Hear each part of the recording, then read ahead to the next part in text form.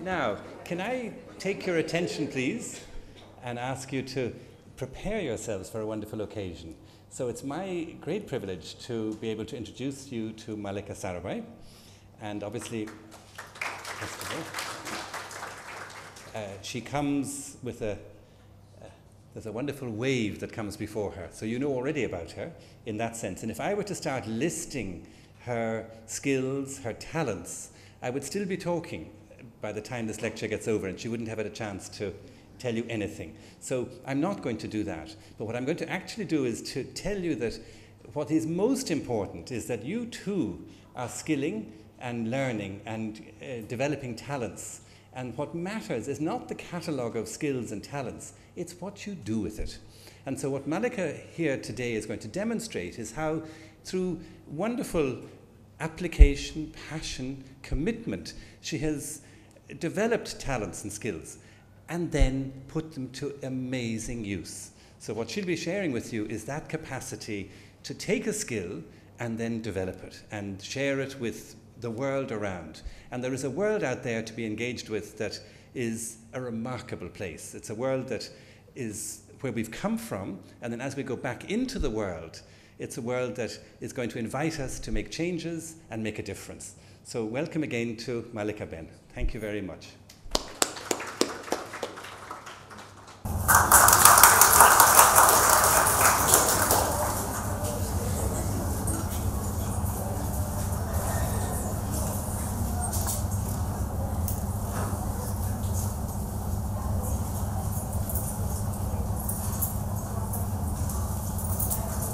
Good morning. Once there was a princess who whistled. Her father the king said, "Don't whistle." Her mother the king said,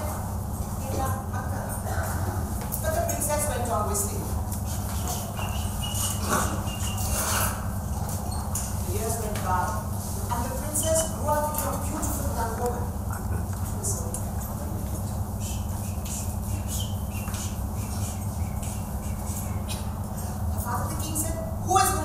Whistling princess. The mother said, "Who is going to marry a whistling princess?"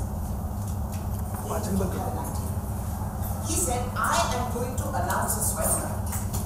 Whoever defeats my daughter at whistling shall have her hand in marriage." So he announced the sweater. "Suno! Whoever defeats my daughter at whistling shall have half my kingdom and her hand in marriage." Soon the entire palace was full of princes whistling. Most of them whistled back. Some whistled back. But nobody could defeat the princess. Now what shall we do, said the king. Now what shall we do, said the queen. The princess had an idea. She said, "Father, mother, I am going to ask each of these men a question. Whoever answers correctly shall be my husband." So she went up to each prince and said, "Do you accept that I have defeated you fairly?" No, how can a woman defeat us? No, it's impossible. Till finally, one man said, "Princess, you have defeated me fairly." "Father, mother, this man shall be my wife." So, when we talk of gender roles, when we think we are very liberated, there is still something inside that tells us, like this princess, that if somebody is willing to accept the superiority of skill of somebody else, that person becomes the weaker equals to woman. Yeah? So this very liberated princess, the minute she finds one man who says to her, "I accept that you have defeated me," she says, "He has to be my wife." So a skilled wife also needs a wife. What is that?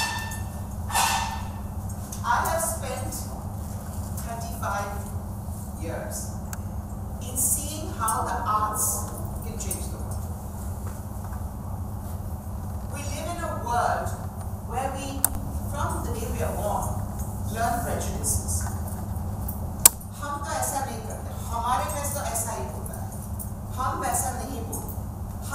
always in the etc., etc., etc.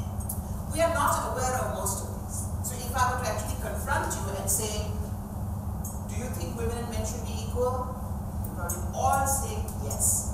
But then if I say to you, if you are a brother and sister in a house, and if your sister is given a curfew time of 10 o'clock, do you feel strongly enough about it to say, okay, I as a boy will also come back? So there are many, many, many, many layers of our conditioning. For instance, we always hear that a woman is a woman's worst enemy. Why do we hear that?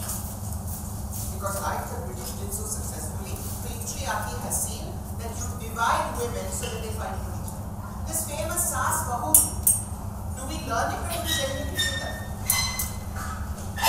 Imagine this situation. Imagine that, as a matter of fact, look up today's Indian Express. There is an article titled something like 21 million unwanted girls. You know, for many years we've been talking about female feticide and how women are horrible. And that figure is now up to 60 million. And that we can count because you actually see the ratio at birth, what it should be under normal circumstances and what it is in different parts of the country. Now they have a new statistic for the first time this time in the household survey. And that is a statistic of how many girls were allowed to be born while parents look for a son. So, if the first girl is a girl, and the second child is a girl, and then the third child is a girl, and the fourth child, the youngest, is a boy, you know that the two were unwanted. So this is what they have counted. They have gone around seeing how many girls are born after a boy's born. Or does the family stop? And this figure is 21 million. So there are 21 million girls in India today who are probably being sent to third-grade schools, who are not being fed, who are being fed the last remnants, who are stunted, and who are being told, we don't want you. And to go back to the mother-in-law, daughter-in-law situation, imagine a girl such as this, and most of us, 99.9% of us have seen this in some form or other, whether we accept it or not. In some form, whether it's going to a slightly less good school, or whether it is being allowed to wear sleeveless, or whether it is being allowed to stay out beyond a certain time, we've all felt it somehow. So think of a girl, one of these unwanted, unwilling girls. From her birth, she knows that she's unwanted, that she comes second to the boy. She goes up, she sees all these Shah Rukh Khan type movies where the boy sort of falls down and happily married ever after. And she thinks that one day, this is what will say. There will be one person who will love me for me and who will love me over and top of everything else, for whom I will come first. And that is what she dreams. Okay. She goes to her married house. The mother-in-law has also been told this. She finds that the husband isn't her. She doesn't come first. She's probably been brought because maa kamzor hoti ja rahi hai aur khana pakane ko chahiye, which is a reason that lots of men leave me for why they get married. And I always say that probably employing a servant is easier. You don't have to sleep with cooks usually.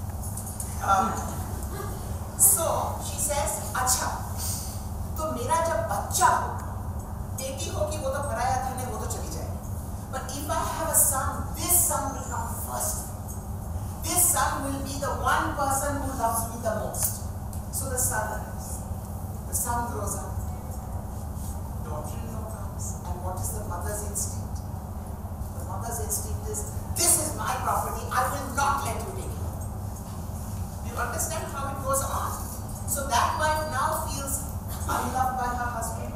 She starts dreaming of her son who will be first for her, and it gets perpetuated.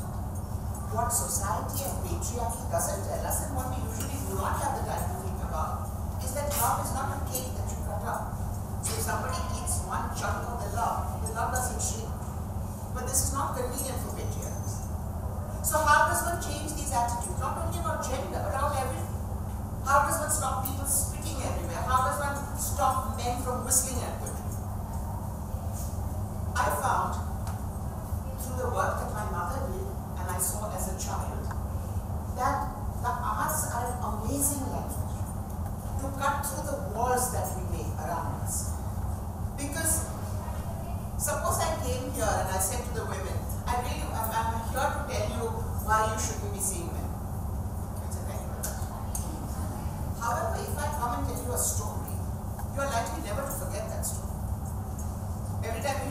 whistle, you probably think of whistling princess.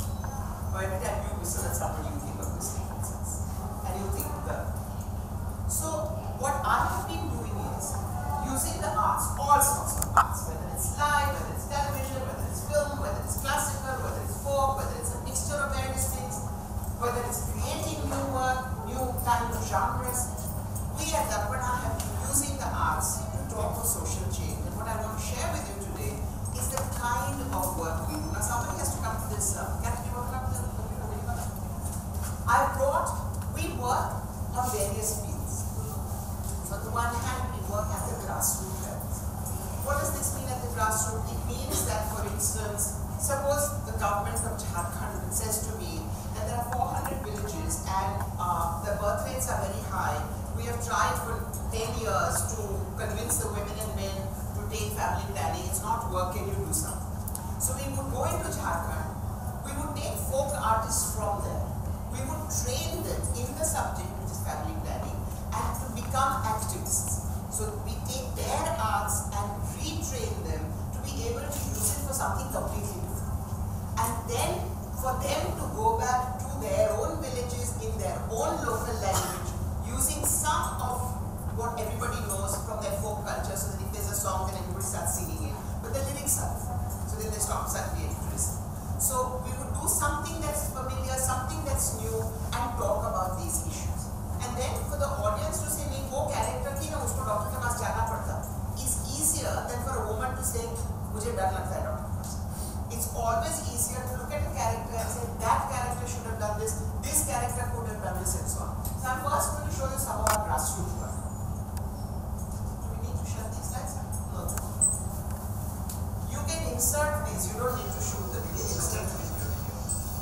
No, this is the performance one. These don't show wrong ones. It says very clearly grassroots. Thank you.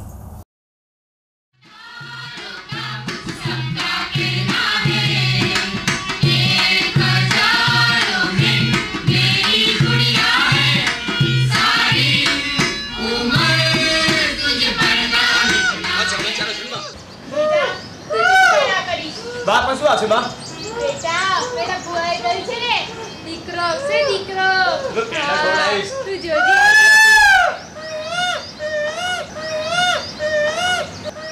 બાબા તમારા દીકરીનો જન્મ થયો છે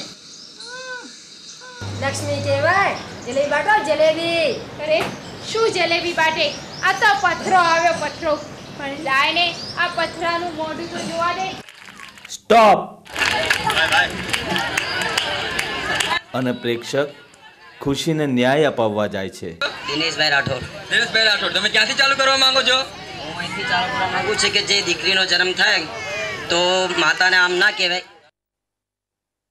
આ તો કાળો લાકુને બે દાંત લઈને આવી સત્યનાશ થઈ ગયું મારું ને મારા મોહનિયાનો અલે મોહન મને તો એમ હતું કે છોકરો હશે પણ આ તો છોકરી આવી જો બા તમારે આવું ના બોલાય છોકરી તો સારા પાયે આવે ને સારા ભવિષ્યવાળાને આવે છે બા પણ મારા દીકરો જો દીકરો એવું દીકરી લઈ લો દીકરીનું કઈ નથી એનામાં એ તો ભગવાનને જે લીલા હોય તો ભગવાન જે કરે હા હારાવાના જ કરે અને છોકરી હોય કે છોકરી હોય તો થોડી કચરા પેટીમાં નાખી દેવાય શિશુનો જન્મ થયા પછી માતાનું પહેલું દૂધ પાજો રે યાદ રાખો રસીઓ મુકાવો રોગોથી બચાવો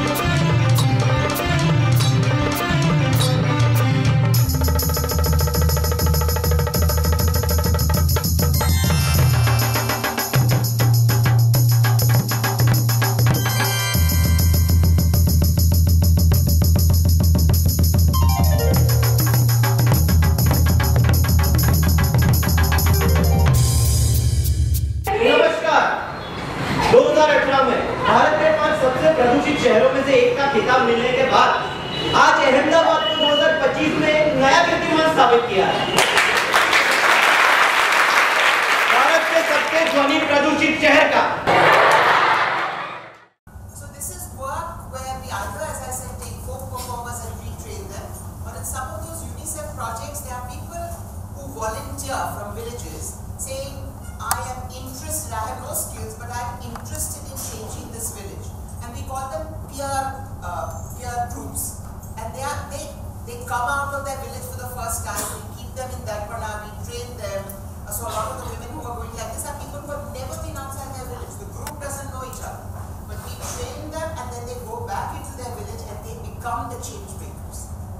So we teach them drawing skills, we create games, for instance on cervical cancer and breast cancer and so on, we create games like snakes and ladders, where if you don't go for your examination, the snake will gobble you up. If you do breastfeed your child, then you get a thing up. So we've developed tons of games, some based on games that already exist, some completely new games. So this is one level. The next level I'm going to show you is how we use television. And we have created over 3,000 hours of television programming using every genre of television, from fiction to music videos to quiz shows to chat shows to comedy and the works. And I'm going to show you a little bit of what we do with television.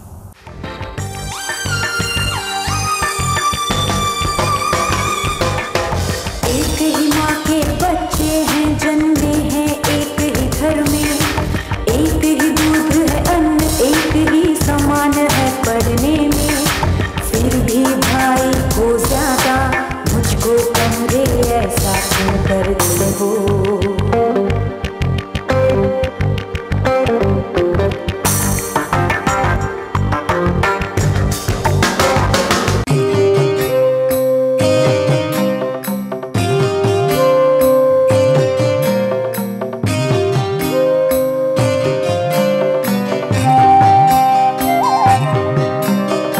देश में बेटी अगर बेआबरू नाशाद है, दिल पे रख कर हाथ कहिए देश क्या आजाद है, देश क्या आजाद है। जिनका पैदा होना ही अपशकुन है, नापाक है, जिनका पैदा होना ही अपशकुन है, नापाक है। बेटियों की जिंदगी, जिंदगी क्या खाक है, जिंदगी क्या खाक है। कंप्यूटर का कोड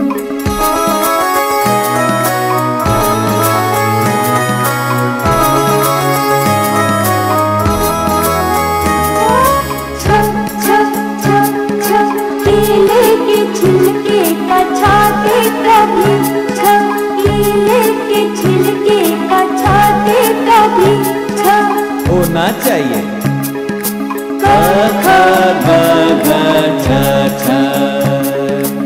मेरा नाम है मुन्ना, मुझे बहुत है पढ़ना, मेरा नाम है मुन्ना, बहुत है पढ़ना, पायलट होकर प्लेन लेकर ऊंची उड़ान है उड़ना, पायलट होकर प्लेन लेकर ऊंची उड़ान है उड़ना। दो ध्यान पढ़ो दिन रात पढ़ो, क्या खूब पढ़ो पढ़ो पढ़ो पढ़ो, दो ध्यान पढ़ो दिन रात पढ़ो, क्या खूब पढ़ो पढ़ो पढ़ो पढ़ो, पढ़ने में मजे है यार पढ़ो,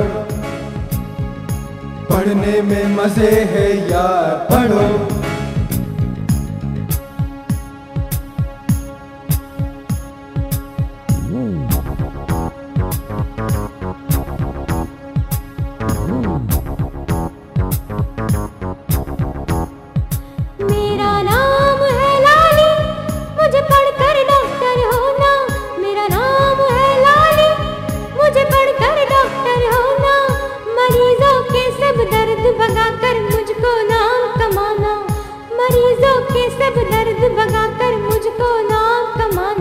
तो यूनिफॉर्म में हो तैयार, जाओ स्कूल में पढ़ो, तो यूनिफॉर्म में हो तैयार, जाओ स्कूल में पढ़ो यार पढ़ो, पढ़ने में मजे है यार पढ़ो, पढ़ने में मजे है यार, पढ़ो।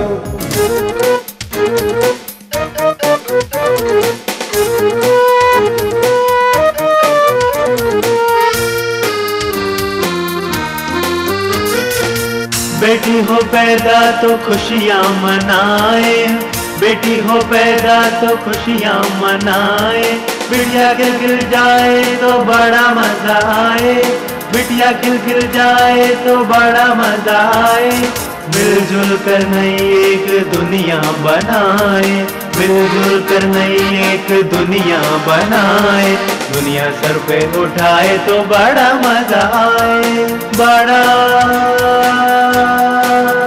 मजा आए। मुझे किसी के जैसी ना कहना, मैं हूँ मेरे जैसी।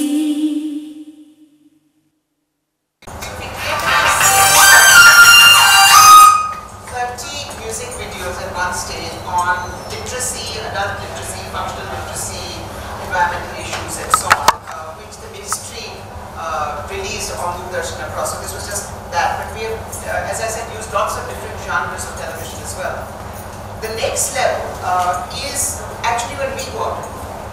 So I might be performing for students one day, I might be performing for a paid audience one day, I might be performing for a conference one day. So when in my performance, when Mallika Sarabhai performs or that when a company performs, if I have a theme which to me is worth communicating, and as I said, women and the environment have been very strong things, because when you talk of the environment, it affects everything.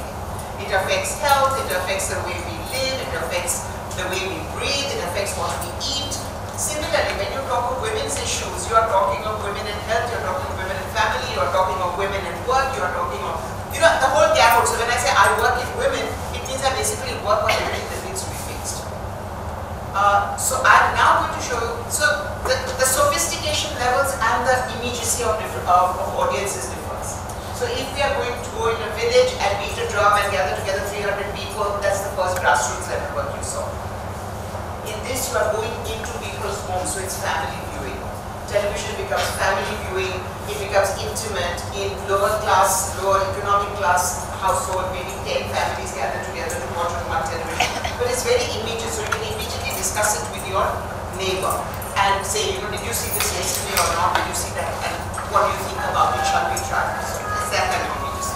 In a performance, what we are trying to do is to plant an idea into your head or show you something that will make you look at the next day's newspaper headlines slightly different. So if I say something or do something and it somehow gives you a slightly different perspective on gender, like the story I just told you, then when you read something about women being women's worst enemies, you're going to say, aha, but I remember that story and how that happens. So your perspective has changed. Or if you are sitting on the fence on something that then perhaps you don't say. Perhaps you say, maybe I can do something. Maybe if I talk to my parents about it, it will make a difference. Maybe if I start a conversation. But these are performances that are performances. They're very sophisticated. Even if you don't believe in what I'm going to say, you're coming to see Mallika Sarabhai or the Darpana Dance Company dance. So we bring in, rather than say, oh Krishna, the Gopikas are waiting for you. Maybe I turn the Krishna story around to make it different. So for instance, in the folk form of Gujarat, the Bhai, there is a very, very famous dish called Kan Gopino dish, which is basically Krishna serenading the Gopikas and making a date with Radha to meet her at Vrindavan to dance under the moon. So about 15 years ago, at the Bhagavad Vidyapeeth here, there was a Sanskrit and Environment conference, and we were asked to go and perform a traditional Bhai dish. So what we did is that it goes on, the romancing and the songs which most people know, and then they make a tryst to meet on the banks of the Yamuna. And as night falls, they are trying to make their way to the Yamuna. They can't see the Yamuna, they can only smell a horrible steam. And there's no water, this is the steam. And Krishna and Radha arrive there and say, what happens to Yamuna? And they said, but what Jamuna? The Jamuna is not a sewage. So Krishna says, how can we romance in a sewage? So let's go to Vrindavan instead. So they go off to Vrindavan to the forests, and of course there are only urban forests left. There's only building after building after building after building. And Radha says, Krishna, this entire nation lives on our romance. How can we romance amongst the cement concrete blocks? So Krishna says, what should we do? So Radha goes in and she picks up plants and gives them to Krishna and says, start distributing them and take a jhadu and start cleaning up. Maybe then our romance can survive. So plants are distributed to the audience and jhadus are given. Basically a call to action. But we are taking from something that's very familiar, something that we all think we know, and going into something that concerns us today. And that's the kind of performance work. You know, I was telling you about this Indian Express article. This piece, the first piece you will see from a piece of mine called Sita's Daughters. It talks of the issue of female feticide, and this piece was first created in 1990 when the whole idea of female feticide as a concept hadn't actually surfaced. But I had met a lot of doctors who were doing it, and that concern came into this. Sita's Daughters has been performed 600 times over 40 countries. And I had laid it to rest about 10 years ago, and then 3 years ago, people came to me and said, this generation knows even less than we did, you better revive it. So it was revived. Can I have the performance section, please? Mrs. Patel, I'm really sorry. The fetus is very abnormal. You must have an abortion. हाँ doctor, लेकिन लड़का है या लड़की? Mrs. Patel, it is a boy, but you must have an abortion. अरे भगवान ने मेरी सुन ली. Mrs. Patel did not have an abortion. A son was born. Sweets were distributed in the entire neighborhood. A child who will never talk, never walk, never dance, never sing. A son who is alive but will never live. I started hearing that other doctors were doing the test. Some were doing it at a cut rate. Others were doing only the sex determination test. And I phoned them and I said, why are you doing this? They said, doctor, there's a lot of money to be made in this. If you don't do it, somebody else will. You might as well make money. Isn't this what drug pushers say? Isn't this what arms manufacturers say? Look at you. Look at you. You are peaceful people. Your parents were peaceful people. Your grandparents were peaceful people. So much peace in one place. How could it be otherwise? But what if, yes, what if one little gene in you has been trying to get through? From your beginnings in Africa to each generation, they've been passed on to you in your creation. It's a secret urge hiding deep in you. And if it's in you, it's in me too. Oh dear. It's what made you snatch your baby brother, step on a cockroach, scratch your mother. It's a feeling that wells up from deep inside when your husband comes home drunk and you wanna dance it high. Want to kill that cyclist on the way to work and string up your cousin because she's such a jerk. Oh dear. And as for outsiders, white, black or brown, tar and feather them and whip them out of town. It's a little gene. It's small and it's mean. Too small for detection. It's your built-in protection. Adrenaline kill. It will give you the will. Yes, you better face it because you can't displace it. You are weak and oh, help me and tea. Because you're either a victim or on top like me.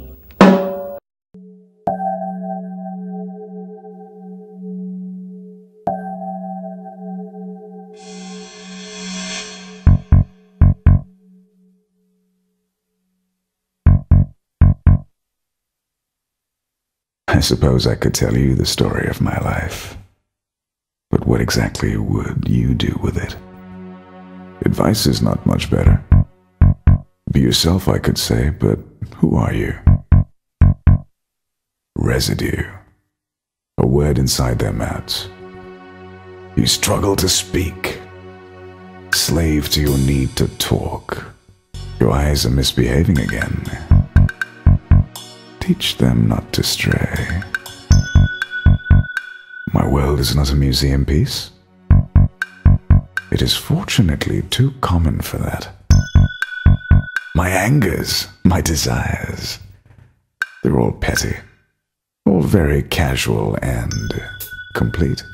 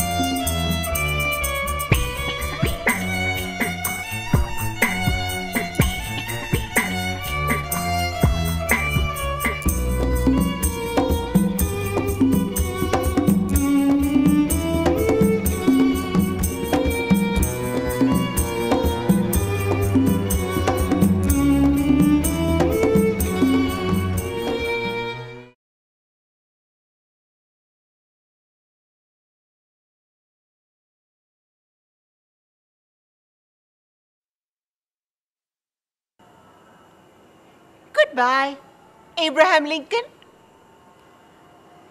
Goodbye, Mahatma Gandhi.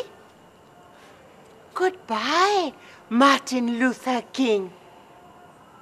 Hello, gangs from this neighborhood killing gangs from that neighborhood.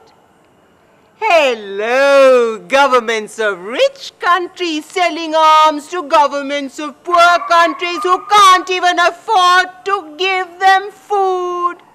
Hello, civilization. Hello, 21st century. Look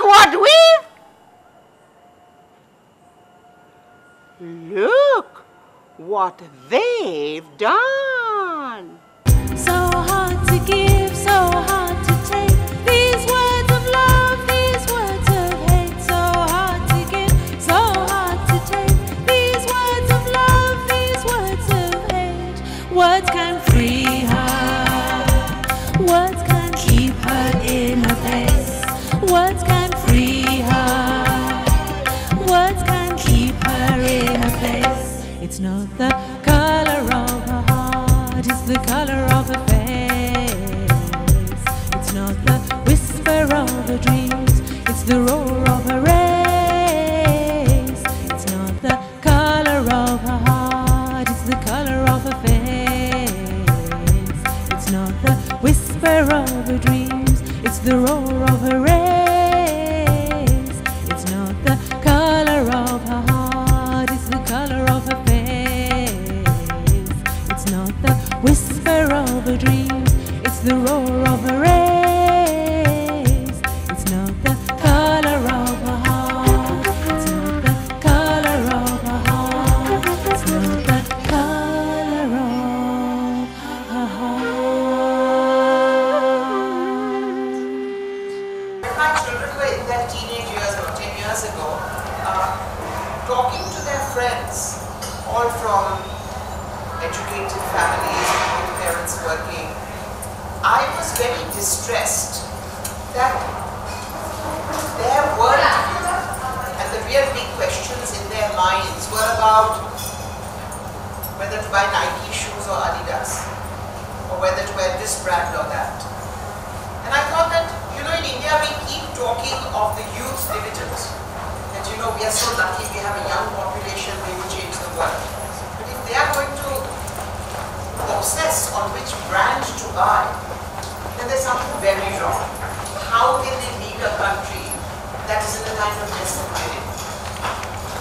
So just then a book had come out written by a friend and a colleague and an ex-IAS officer, Harsh Mandan, called unheard voices. And Harsh had been an IAS officer for 20 years. And these were 20 case studies of people from marginalized communities. And the marginalized could be the Adivasis, it could be lepers, it could be sex workers. And these were stories of individuals from these marginalized communities who had had the courage and the vision to fight for an entire community or a group, not for themselves. They were involved, but they thought they would change the way things were. So I took 5 of these stories, and they were all real people, most of them still alive. And I created a piece specifically to go into areas like CEPT, but elite schools and elite colleges, from where we expect our leaders of tomorrow to come, to make them understand what India was like. It was designed for colleges, and we went pro bono, giving our services across the country to 120 colleges. And I want to show you excerpts from that and small excerpts from the reactions that students and teachers had to the work. And then I will tell you what happened later. Ansuri. We did it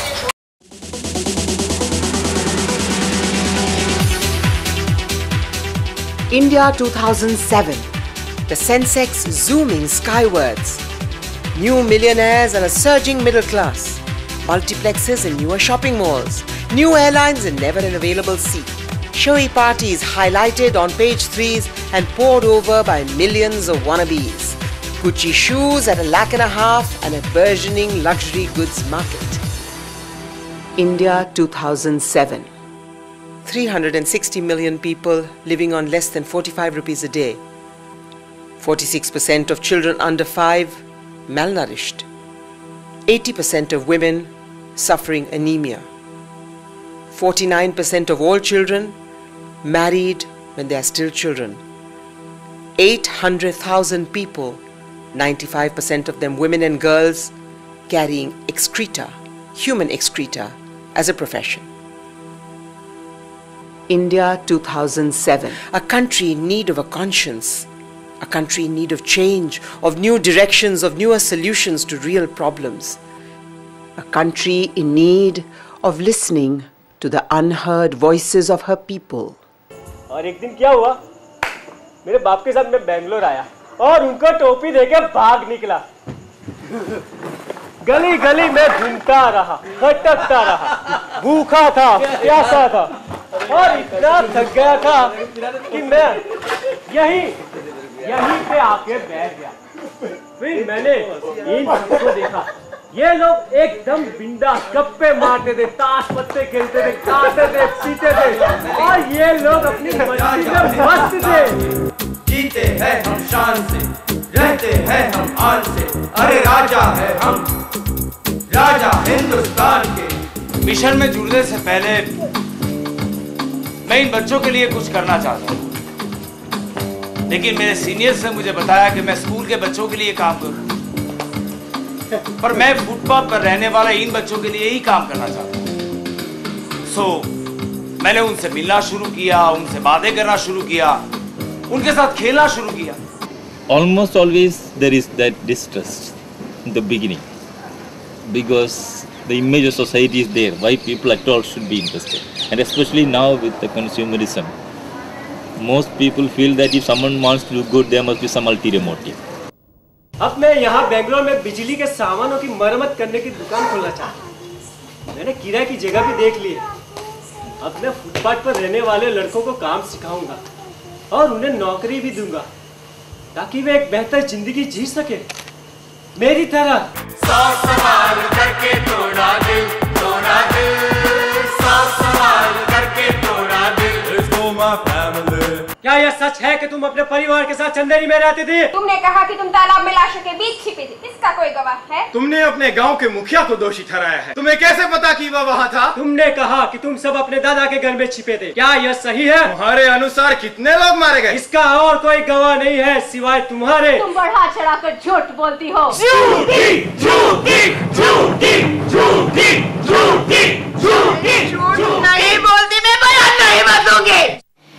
बहुत सारा धमकियाँ भी मिला कि आप तुम गवा दोगे तो तुम्हें जान से मार देंगे या कुछ भी कहीं से उठा लेंगे, या बहुत सारा मिला। जबकि छोटे छोटे बच्चों को पकड़ के चिरा था, तो उस वक्त का मुझे याद आता तो मुझे किसी से डर नहीं लगता। बहुत धमकियाँ, बहुत लालच, इतने लालच मिले कि अभी मैं करोड़ों रुपए में खेल सकती थी, मगर मैंने उस पैसे पर मतलब थूका तक नहीं। What are we doing? We are just negating their existence by not looking at them. So the first thing to do is to acknowledge their presence. Second thing is, instead of thinking big and thinking, oh, what can we do, and make impossible plans and big projects, think small. Do small things. I, as a teacher, what I think I can do is make my students think critically and expose them to these kind of issues so that they can make a difference. I think our children are not exposed to these things. They are not even going to believe that all these things actually happens. तो क्या हम इस शर्म को realise करने के लिए तैयार हैं, और शर्म को रियलाइज करते हुए, सवालों को एड्रेस करते हुए हम किस हद तक आगे जाना चाहते हैं? नेशनल लेवल पर या कोई भी लेवल पर कोई भी ऐसा काम होता है तो मैं जरूर कहना चाहूँगी जो एक एलिमेंट ऑफ होप आपने जो उसमें डाला, उससे मुझे लगता है कि ये जो हमारे बच्चे हैं उनमें कहीं ना कहीं देश की जुडिशरी में और उससे भी ज्यादा अपने आप में कहीं यकीन आएगा कि yes, there is a hope and we can be the instrument of change. By the end of those 120 performances, 30 educational organizations had become and remain Anusuni educational institutions, which means that they have gone out of their way to either educate children in the slums around them, or they have taken their children in an Ajmer school. They have now, after 10 years, hundreds scholarships for kids from around, which are funded by the students themselves from their pocket money. And we had 7,000 volunteers across the country who were working as Anusuni volunteers in different ways. Some of them wanted to be attached to an NGO in their own city. Some of them we gave ideas like, is there a slum around you? If you're good at football, can you go and teach football to those kids? Or is there a maid that comes in? Can you tutor her kids in English, science and math? So some was that simple. Some would say, I play the guitar and I can give 2 hours every Thursday, for instance. So we would put them together with the children's hospital or the cancer ward, where they would go and sing everything. So there were different ways, but it transformed these children. And today there are 11 different organizations which are continuing to do Anusuni. In Darpana, copyright means the right to copy. Because we say, take our material, use it, because the material is for change. So that's my work. I wanted to present that to you, share it with you, and now I'm going to open to any comments or questions. Hello, Sumura.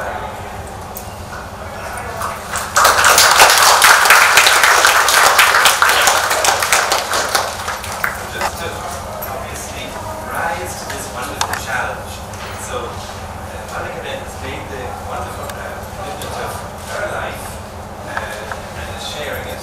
And now, in the case of where you're at, in terms of the skills that you're developing, and in terms of what you see of your world around you, please rise to the challenge of this moment and see what you exchange with her hopes, possibilities, your own hopes and dreams that could help build a better world for yourselves. So, if you'd like to start the ball rolling, Mallika's first comment was when she came in here, oh, this is a college of women.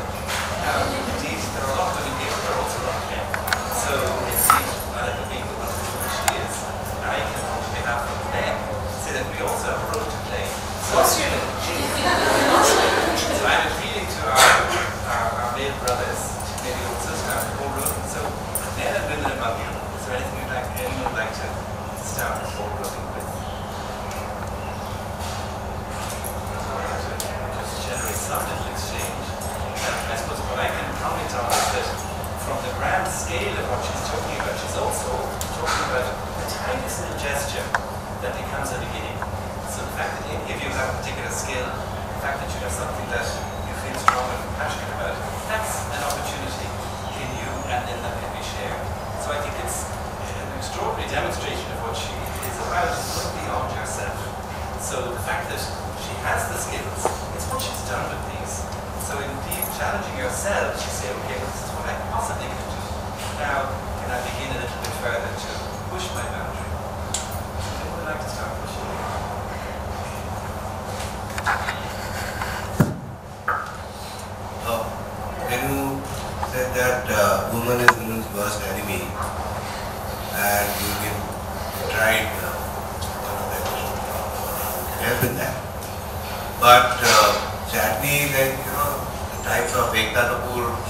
time, they are reinforcing the idea which you are trying to take it out from the psyche of the society. Why isn't somebody working on a larger scale to stop these kind of, because they have much larger audiences, yeah. So they are doing exactly opposite of what. Why are more architects not building green buildings? Why are they building horrible cement buildings that in fact destroy the atmosphere? Same question, money. Why are more and more interior designers using glass when they know it actually increases the temperature? Why are they copying the West? Why are they not going into the passive cooling techniques of India and of the Middle East?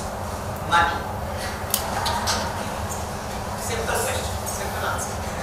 Yeah, but government probably can play a role. Government can, but we've never had a government who does. Of course government can. Of course I have spoken to the likes of Ekta Kapoor. And they say, jo bikta hai, wo hum dete hain. And I say, yes, but if you don't tell people that something other than dal exists, they are not going to take the choice. Which is why we took to television, because it reaches just exponentially so many more people. And which is why I'm going to film production, because I am so exasperated by the repressive, regressive tendencies of this government, of the ministers. I mean, look at what the ministers are saying. Look at what heads of state are saying. Look at it, cutting off people's heads and pulling out their tongues. And the film industry feeds on the same thing. So we have to make a change. We can't make them make a change, but I can make a change. Do I treat my daughter and daughter-in-law the same? How do I treat my maid? Do I treat her like she's some kind of minion, or do I treat her the same as I treat my mother? Each of us is capable of making that change. Each of us is capable and must go into our own prejudices to see, my God, why did I say that? That comes from this deep prejudice I'm being manipulated. I'll give you a very simple example for the women here. Men, I can give 100 other examples because there's so many women. You know from your own groups that if one of your friends comes particularly well dressed or particularly looking nice, rather than say to her, you look great, there's an how many of us have done that? Answer, you don't have to tell me. You don't have to tell me. Why? Why is everything a competition? Because brand managers and politicians have told us that unless you do this, somebody else will take it away.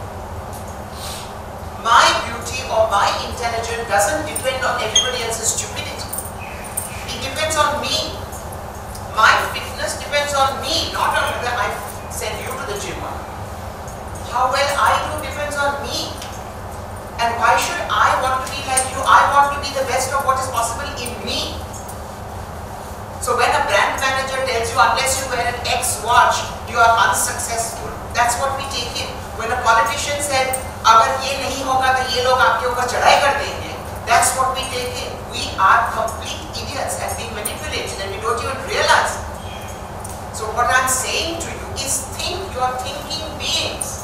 Don't take anything at face value. Everything has a different side.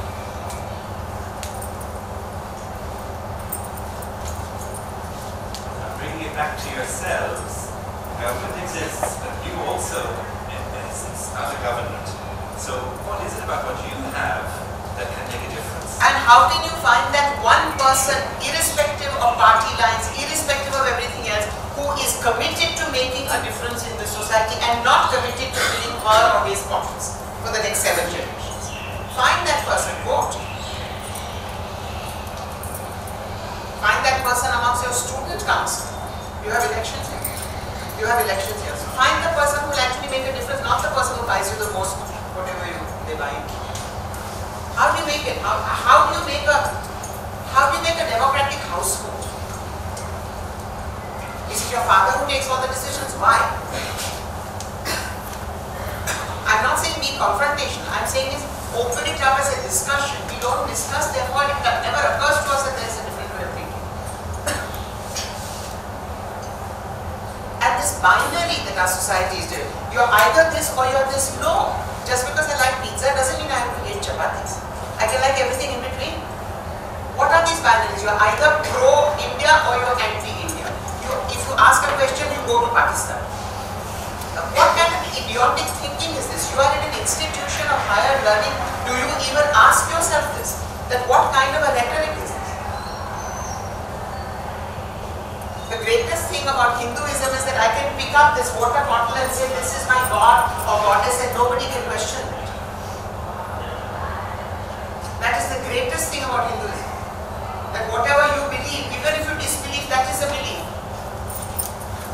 But what if we reduce ourselves to, what if we let ourselves be reduced to? You know everything is not love or hate.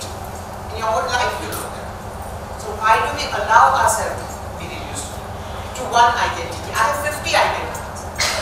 That I was born into a Hindu household is one identity, but I'm vegetarian, I like bright colors, I'm a mother, I'm an artist, I'm a dancer, I argue, I hate dhokla, whatever. These are all identities, right? So in one identity I might be in your group, in another identity I might be in your group, in a third identity I might be in your group. But these are not exclusive, these are all what makes me as a person. So the point is not to let the world paint a picture of your world for you, not to let somebody else write the script for your life, but to actually have the courage to go into you, to go very deep and say, who am I? And where do I want to go? My father wants me to be an architect, my mother wants me to get married. Yes, but what about you? So have those conversations with yourself. Start with the self and then start having them answer. What really matters to you? What moves you? What is the one thing? I mean, you can't say, what moves me is that I'll get my degree and then I'll do this and then. That's not what life can be about. Or shouldn't. That's what a cow thinks. Or a dog thinks. I'll have 3 meals a day and I will take my little walk. That's not what you do. Especially in a world that's as pulverized as it is. Each of us needs to know why, especially if we are here where we are, and how one can make a difference, because that's the only thing that counts. The kind of satisfaction that comes, the kind of sheer joy that comes from having made a difference in somebody else's life without getting anything back, has scientifically been proved to release more pheromones, which is what makes you feel good. More than sex, more than getting a raise, more than eating the biggest ice cream you can, it is an act of goodness without any return. And this has been proved by the Harvard Medical Review. They did a series of brain exercises, and this is what gave the maximum feeling of goodness. And why don't we do it? Why do we let ourselves be reduced to these jealous, insecure, frightened? I'm sure there are 100 questions in your head, but you say, why? Ask. I'm sure I can hear you now. So what I was thinking right now was, now the biggest fear for me is the hypocrisy going around in the world. Earlier, all these things used to happen, but at the same time people were upfront, like they used to admit it that okay, they are treating girls bad, they want boy. But now, what according to me is that it's a generation or the era where everybody talks about positive things. Everybody admits that yes, the girl and boy should be equal, we treat them equal, but behind everybody is still following those rituals. So everybody is talking about it, but the actions are going totally opposite. So I want to know how to break this glass, because it's really a very dangerous situation where people are talking something and doing something else. So we are kind of in a mess, or we don't know what really people think, because they speak something and their actions speak opposite to them, opposite to what they speak. So this situation, according to me, this is the situation right now. So how to break this glass, or how to get to know what exactly we should do to break this kind of hypocrisy which is going around? Well, to start with, stop being a hypocrite oneself. So be upfront, try and catch where your prejudices are. Did you make that kind of comment about another girl, and where is that coming from? Did I need to, or is that my patriarchy taking over? first thing to change is yourself.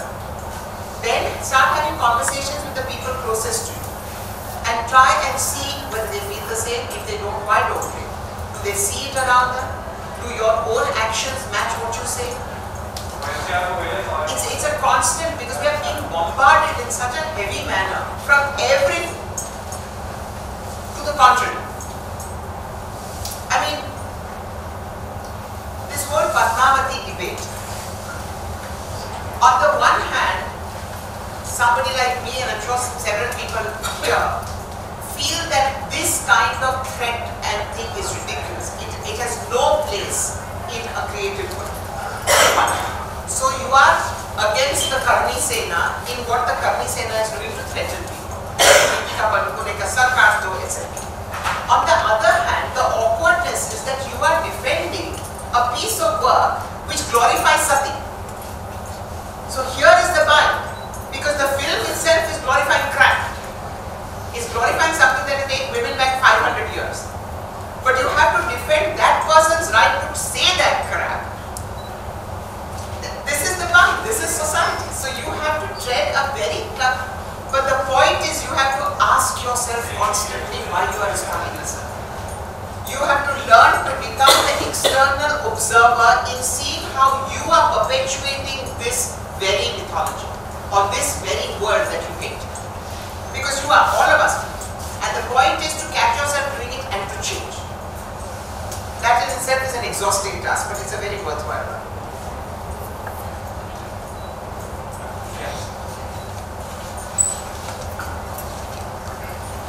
How do you tackle the issue of discrimination against women in professional work?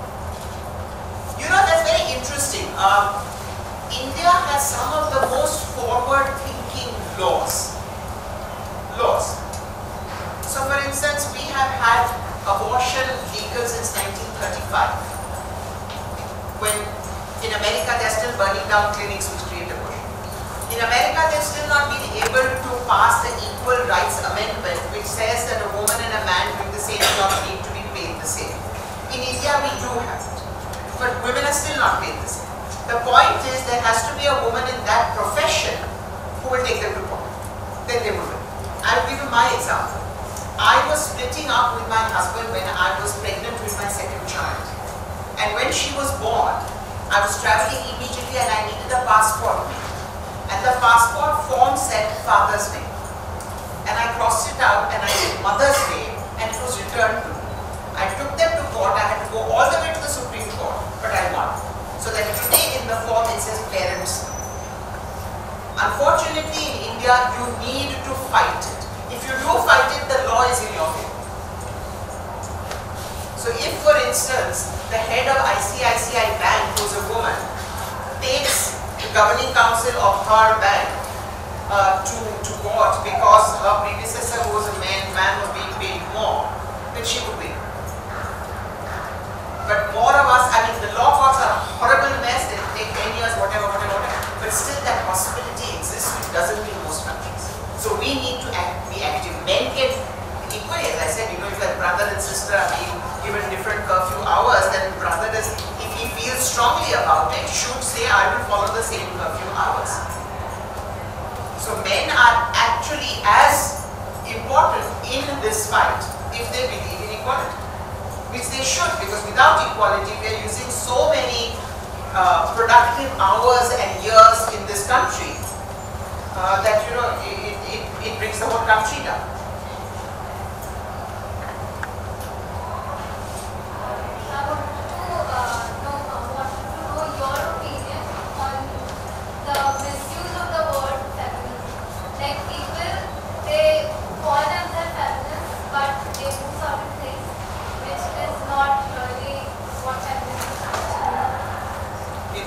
Call themselves Hindus and do things that are completely against Hinduism. People call themselves Muslims and do things that are completely against Islam. What can you do about it? You have to understand what feminism is. What is feminism? According to you, what is feminism? According to me, feminism means equal rights for women and men. But sometimes men, like yesterday, I was watching this video where the guy, he calls himself a feminist, and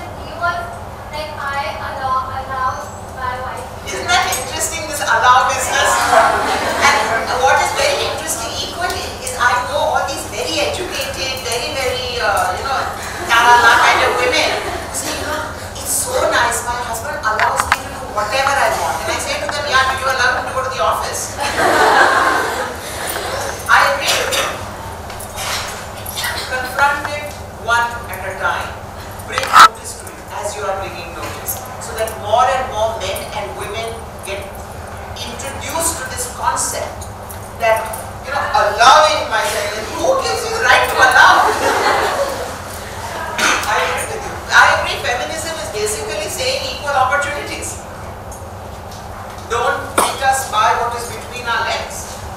We are who we are, much beyond that. Like we don't even want more, we want exactly same. We don't even want the same as what, because they can't create children, we can create. Mind you, probably in 5 years they'll be created in test tubes. But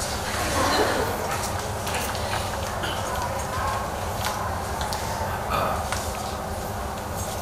somebody here. Okay. So I wanted to ask, your mother was an artist. So was there any pressure on you to become, or did you even want to become an artist, perform in arts? No. First of all, neither of my parents ever pressured us because they were both very satisfied in their own careers. My theory is that when a parent doesn't become what she or he wants to, they want their child to become. So I have a lot of very frustrated mothers who never learn the arts, who force their children who are not interested into learning dance or learning music. So no, there was no pressure. And the one thing that I knew as I grew up is, ye nahi hoga, I want my life. So the one thing I didn't want to be is an artist. I went and then became an artist. I did economics honors in college. I did organizational behavior in IIM. I did a PhD in organizational behavior. Then went through a very, very unhappy love affair where I broke off an engagement because he turned out to be a male chauvinist pig. I went into a depression, and one morning, ta-da! What am I doing? I want to dance. So one comes on professions in strange ways. Luckily, I had always studied dance, so that was not an issue. Ma'am, I want to ask, after I change myself, then I'm looking towards a company, people, I call it like, they don't get affected, they move with sarcasm. After I change, how can I make affect them? It is like always it happens, okay, I am with some good things and I'll carry it on, and in my way, if some people are okay, not listening to it, so we ignore it. But my question here is, if we want to affect those people, what could be the ways? Well, as I said, conversation is one. The other is what I have found, I'm talking to my personal life, is that, you know, most of the people who are in management school with me are now the president of this and the CEO of this, or are just retiring from that. And I meet them and they look at me and say, you really followed your heart. And we want to do them now, it is too late. So I think if you radiate the kind of passion that you have, if you radiate the feeling of inner glow because I am doing what I want to do and I'm doing it now, then people see that and they get attracted to it. Why did Arthur and Samir call me to talk here? Because they see it. Why else would I be here? I mean, there are lots of other people that could be here. Because even if I try to talk in a normal way, I feel so passionately about this that I get completely carried away. And that gets me. And I think that is a bigger nasha than anything else. Thank you. So you showed a video of 2007 I did like issues of that. That's the same issues today. Yes, that's what the question was. That how do you think this generation? I don't think it's changed. It's just become worse. Exactly. So do you think there are other ways to, like, what would be your plan of action for this generation? If I had the funding, I would do a blitzkrieg on television and films because these are the two media. We might talk about the internet and apps and so on, but films and television are the two media to reach people in the shortest time with the greatest magnitude. So that's where I am. Do you think that the new social media are coming up so much and influencing the children, so what do you think the role of parents should be in molding them? Well, there are a lot of scientific research studies that show basically that children get attention deficit disorder if you give them tablets and so on. They constantly want something happening like this. Otherwise they can't pay attention. And that's very wrong. So for instance, when I meet a child who's curled up in the corner with a book, I think, wow, you still read, it's wonderful. I don't think one should have censorship, but if the parents themselves are constantly like this, they need a double chin very fast to start with their movie like this. But if the parents have other things, if the parents go trekking, if the parents watch butterflies, if the parents learn music, then the children will imbibe that. But if the parents have they are like this all the time, if at the dinner table there are 4 people sitting doing this, then you know what is it that you are teaching them? There's so much out there that's amazing. You can only take your children and show that amazing. I mean, how many children actually sit and watch an action being made? I take my nieces and nephews and show them that. Or to get, you know, I mean, this classic of where does wheat come from? It comes from Reliance Fresh. You know, how many children actually grow? And do you know the joy of actually seeing a plant grow and actually the first bengal come of it? It's the most amazing thing. And then eating that bengal. This is up to parents. Where do you take your children?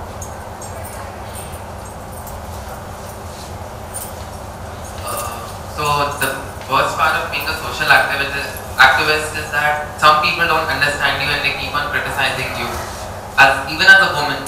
So how do you deal with that? I mean, what's your view on it? Okay, the first time somebody said something horrible about me was in fact not because of social activism. It was a dance review, and I wasn't even dancing professionally. It was a review of an intercollegiate thing, and it was just manifestly so unfair. I got really upset. So what I did was I took this newspaper and cut it out, and I made a boat of it, and I put it in a baldi of water, and I sank it. And that's how I dealt with criticism always. I try and see if there's something that can actually help me, or whether it's all viciousness. 99% it's all viciousness. 1% there is something that they are trying to say. But my sense of self-worth does not depend on your approval. Otherwise I wouldn't be where I am. Because society is only there to be critical and point fingers and be hypocritical. When I was in college, I used to smoke. And I used to do Gujarati films.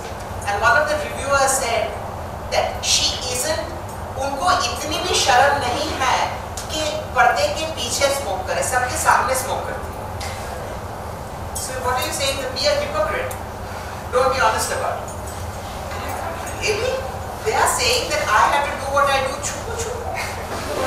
but I'm doing it, and if somebody wants to criticize me, let them criticize me. Till I want to do it, I'll do it.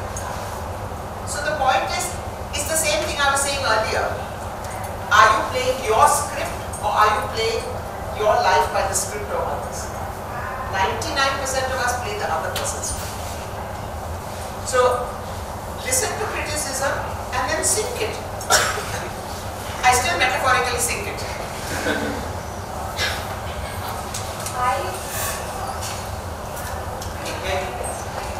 So I believe like we talked about parents sending a message to the children, taking them somewhere.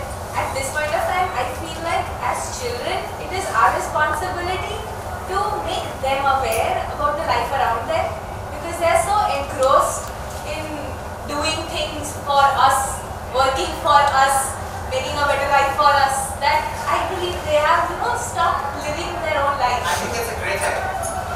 And I endorse it. And secondly, this has come across a lot of times. When people talk about passion, like you talked about passion, what is passion? How do you know you are passionate about something? You know. You know.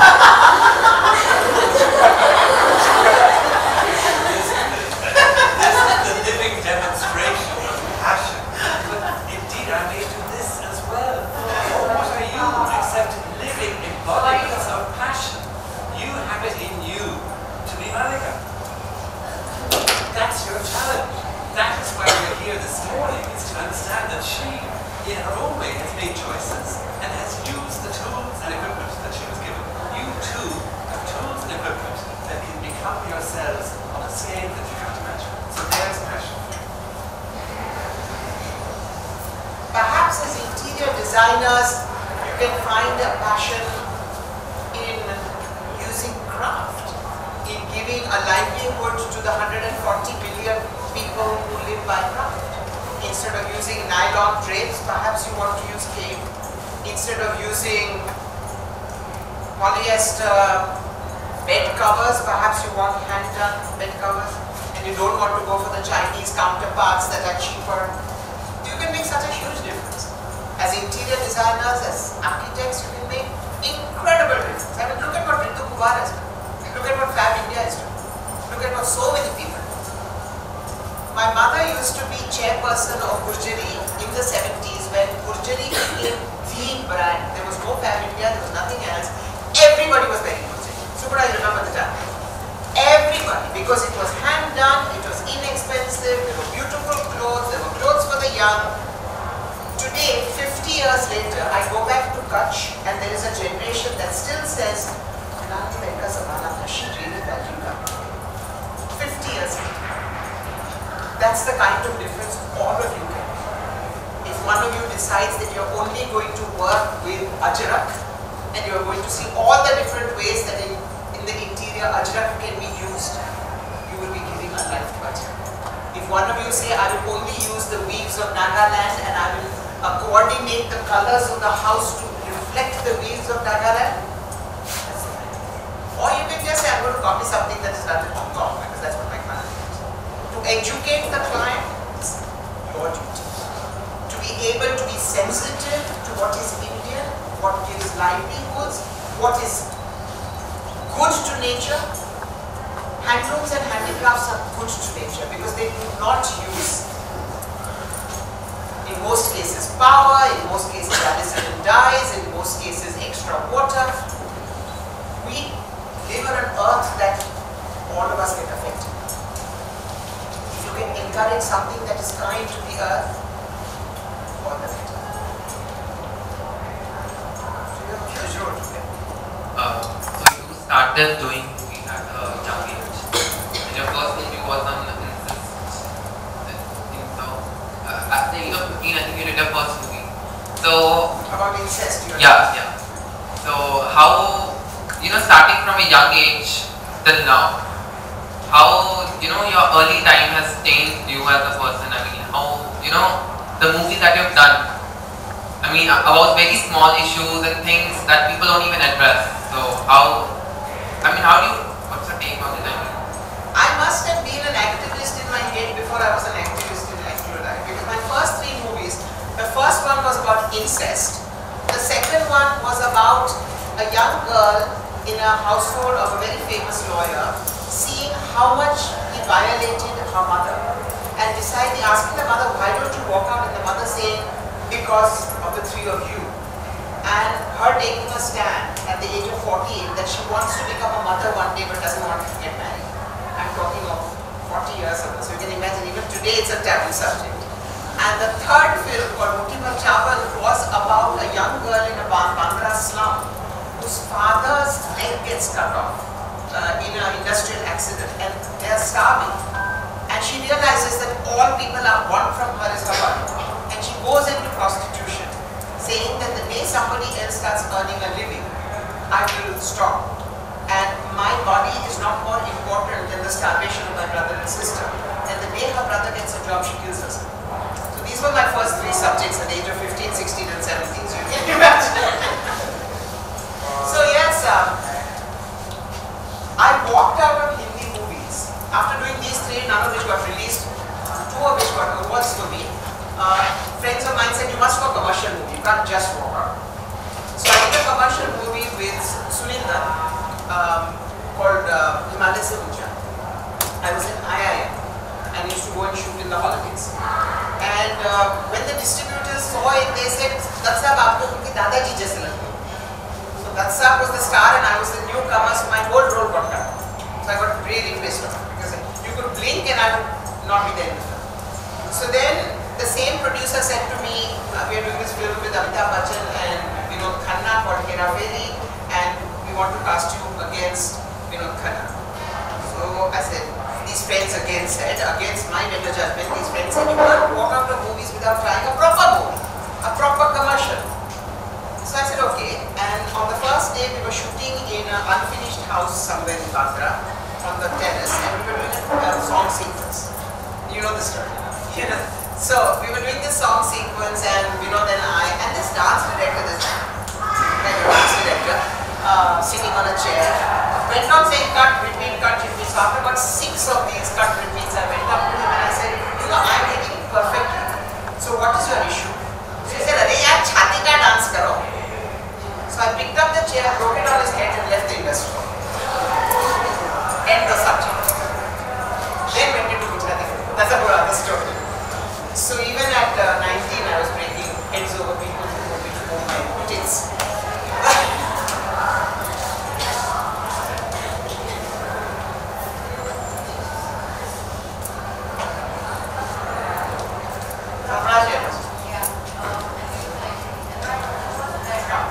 The mic is coming to you.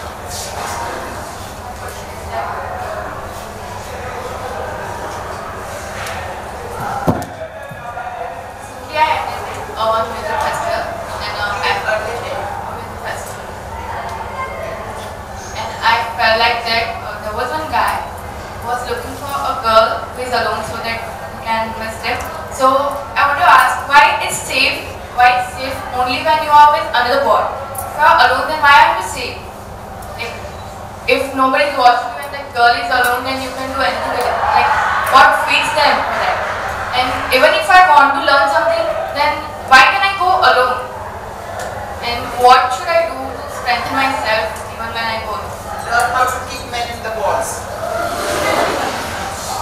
Unfortunately, the reality of our situation is that men think they own any woman they see.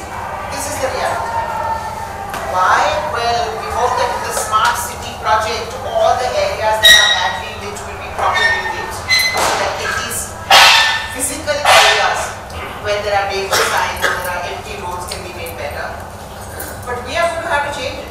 And I say to women that you can change it the minute you become mothers, because you can bring up your children not to be gendered, not to be violent, not to think they are superior, and you can change it. In 20 years, if all the women here, when they become mothers, bring up their children to be equal, humane human beings, we will change society. But for the moment, as I said, either learn martial arts or a good.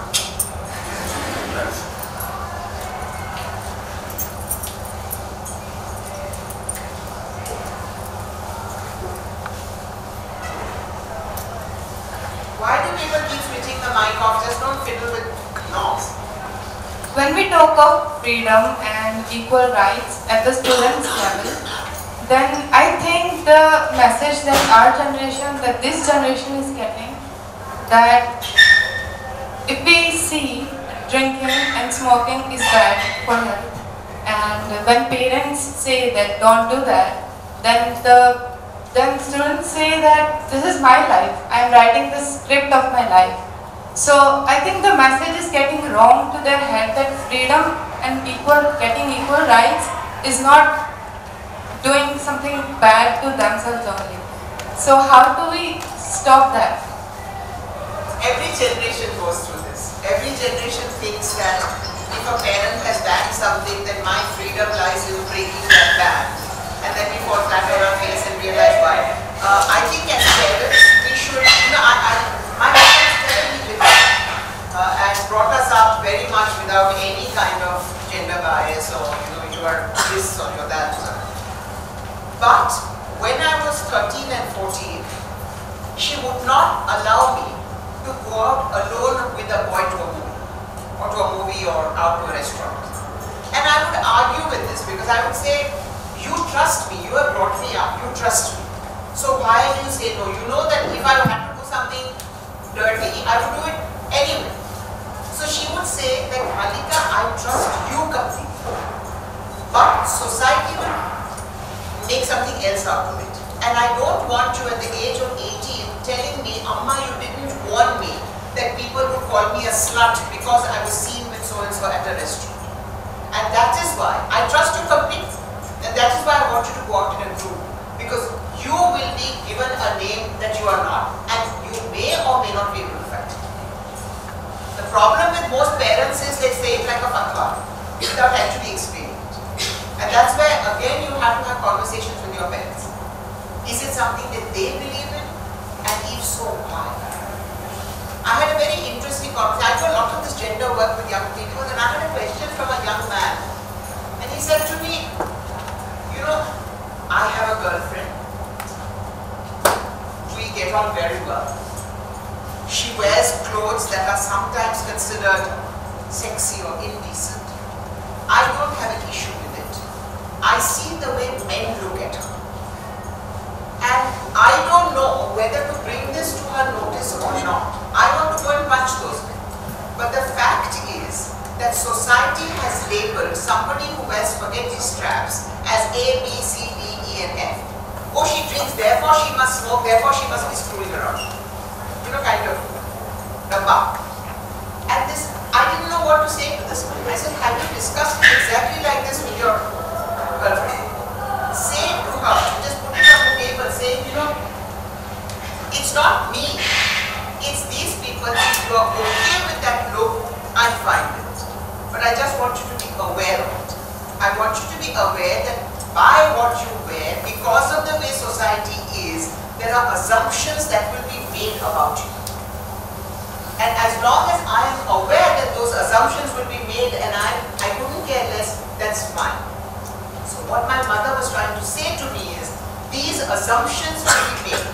And just now you are too young to decide whether those assumptions are something you are strong enough to fight against. Let's put 18 as a cutoff date to say, after that, you know, you take your own decisions. And I understood. But she took the trouble to explain it. So I would say, Amma, it's a bore, I can't go to this film because there's no other girl around. You know, it became that kind of a conversation. And I think that's really what it's about.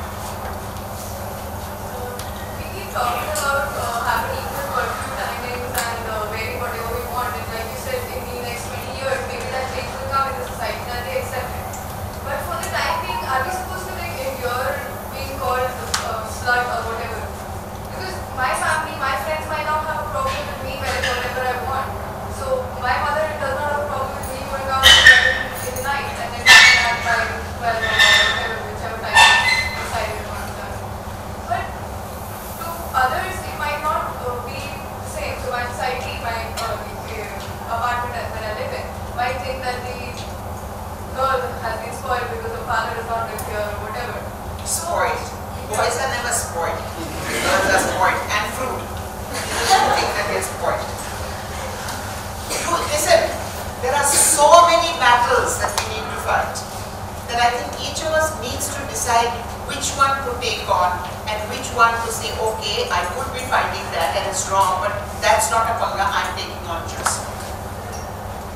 So you need to decide in conjunction with your family that this is what these stupid people say. Are you okay with it? Because I'm okay with it. And you know what I go and do? So this is something I've done all my life. I go and say, hi, I believe you have a problem with the way I dress. Do you have a problem with my knees? Let me see yours. Humor is a way that you deal with. And you go and make a joke of it. And they will get so embarrassed, they'll never look at your knees again. So in Kerala, any Malayalis here? Good. In Kerala, the rate of violence against women has shot up over the last 30 years.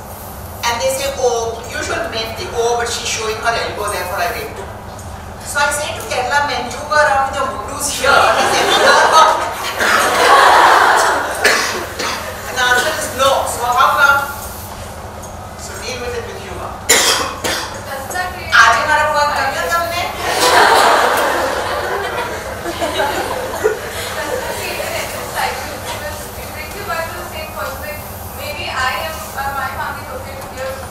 Change one person at a time. That's how change begins. Don't say, oh, it's so big I don't know what to do.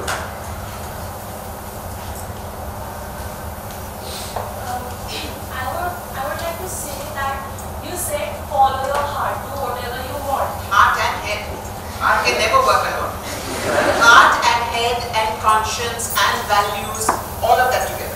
Yeah, so I would like to give an example of my own life. When I was around 14, I had a new passion. I want to get into acting. I would act in the school for the drama club of the school.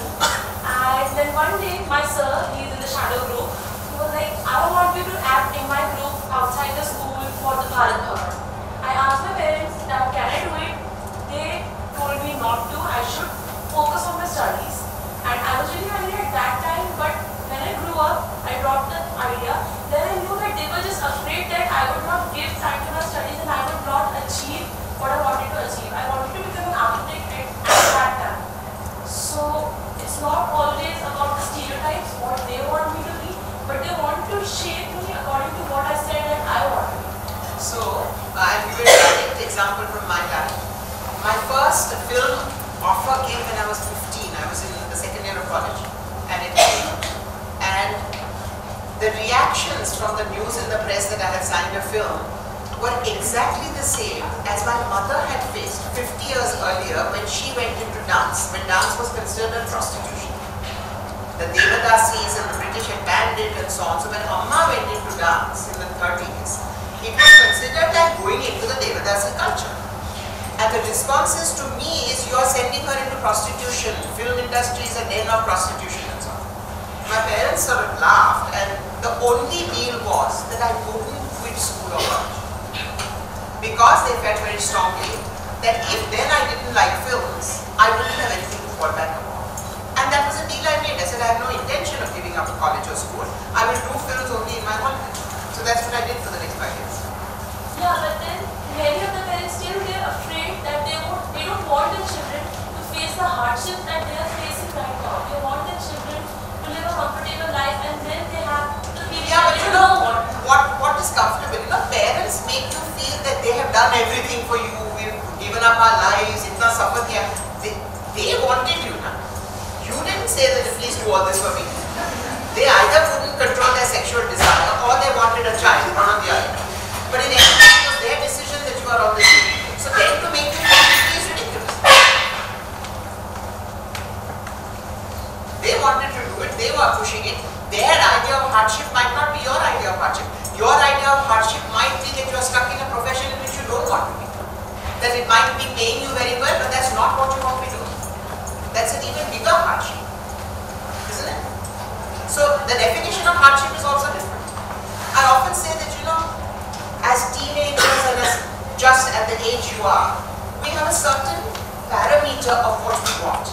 So at this stage you might say you want a good job or you want a good practice, you want enough money to be able to be independent, you want your house, and you want to meet somebody that you might fall in love with. Okay, this fine. At 29, none of us revisit that. We keep that paradigm the same. But at 29, you don't want to fall in love again, maybe. But we never revisit it to change the graph and say, okay, I have my house. Do I really want a second house? But why am I working so much for the second house? So, you know, you have 5 or 6 things that are important in your life, or 10 things. But every few months or few years, you need to re-look at it and recalibrate. What might have been paramount when I was 20 might not be paramount just now, but have I taken the time to do it, or am I on the same chakkar that is trying to take me my 5th car? I only have 1 bump, what can I do in 5 cars? But at 20 I wanted that, but I got it. But none of us actually stopped to say, do I have enough money, or do I still have to earn the money? Do I have enough, or am I successful enough in what I hate doing, so that I can now do what I really want to do? How many of us actually ask that question midlife, at 30, at 40, at 50? There are more people today than there were 15 years ago who are saying at 40, I'm retiring, I've earned enough money, I've got everything that I wanted in the material world, and now I'm going to follow my heart. They go into the NGO sector and they'll go and settle in some village and become doctors in a village. There are more and more people doing it, but only now. The majority still doesn't do it. Last question.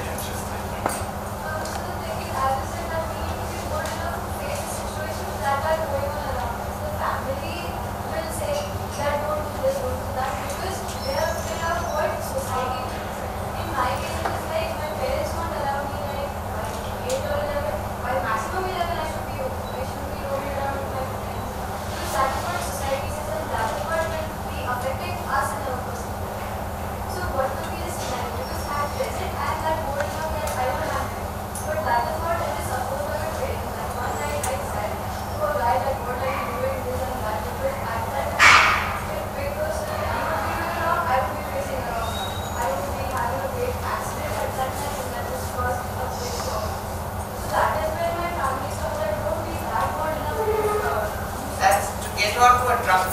motorcycles is not old, it's just stupid. So I mean, oh, bad driver, whatever. Driving without a light. Same difference. But boldness without strategic thinking doesn't work. You have to strategize. You have to see how to be able to achieve what you want. What are the strategies you will use? Do you talk to your mother first before you talk to a farmer, get her on your side and then approach the family? I mean, these are all strategies. Just allow you to reflect. Mallika has been incredibly generous. She's given us an extraordinary window on aspects of her life. This is only a fraction of what she's engaged with. It's absolutely the tiniest part. And the challenge I'm turning back to you is in the context of your own wonderful life at the beginning, and as you're equipping yourself with skills, is to remember and be charged by what you've heard here. And at any moment, I know that she's available to be inspired.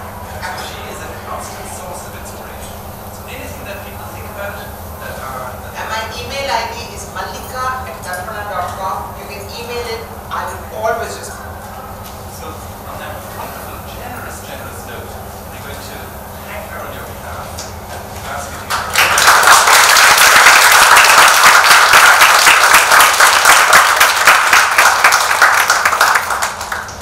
I think the challenge is over to you now. And maybe Yeah, so I have one final word because I cannot let you go without saying one word. Apart from thanking you for a wonderful beginning for a series of lectures, for something that's really close to my heart. So I'm really happy that in our first lecture we got to talk about gender and we got to talk